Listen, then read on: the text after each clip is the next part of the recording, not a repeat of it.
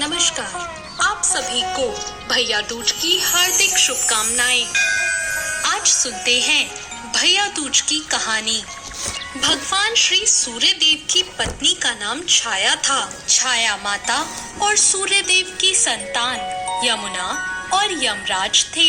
यमुना हमेशा ही यमराज से निवेदन करती थी कि आप अपने प्रिय मित्रों सहित मेरे घर आओ और भोजन ग्रहण करो, लेकिन यमराज कभी उनकी बात नहीं सुनते थे। एक बार जब कार्तिक शुक्ल का दिन आया, इस उपलक्ष्य में यमुना ने यमराज को निमंत्रण दिया और उस दिन यमराज को अपने घर आने के लिए वचनबद्ध कर लिया।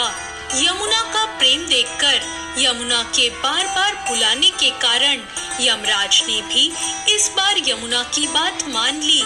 यमराज ने यमुना से कहा, बहन, मुझे कोई अपने यहाँ नहीं बुलाना चाहता, लेकिन तुम मुझे हमेशा ही अपने यहाँ बुलाती रहती हो।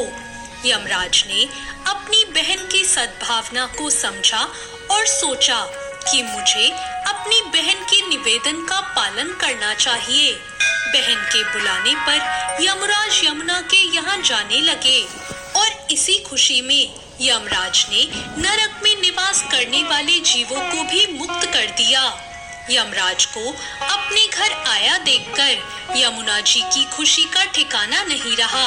यमुना जी ने यमराज को स्नान करने को कहा और फिर अपने भाई को खाना खिलाया। यमुना के इस व्यवहार से प्रसन्न होकर यमराज ने कहा, बहन, मैं तुम्हारे प्रेम को देखकर बहुत खुश हुआ हूँ। तुम्हें जो चाहिए मैं तुम्हें दे दूंगा। तुम मांगो जो मांगना चाहती हो। यमुना जी ने यमराज से कहा, मुझे धन दौलत और कोई भी अन्य वस्तु नहीं चाहिए। बस आप मेरे यहाँ इस दिन प्रत्येक वर्ष आते रहिए, यही मेरे लिए काफी है। मेरी तरह जो बहन इस दिन अपने भाई को आदर सत्कार करके टीका करे, उन्हें तुम्हारा भय न रहे। यमराज ने कहा, तथास्तु, और यमुना को अमूल्य वस्त्र आभूषण आदि देकर यमलोक वापस आ गए। इसी दिन से भैया दूज की पूजा करने का त्योहार शुरू हुआ। प्रत्येक वर्ष जो बहन अपने भाई की लंबी आयु चाहती है, वो इस दिन यमुना जी की तरह अपने भाई की पूजा करती है। तो ये थी भैया दूज की कहानी।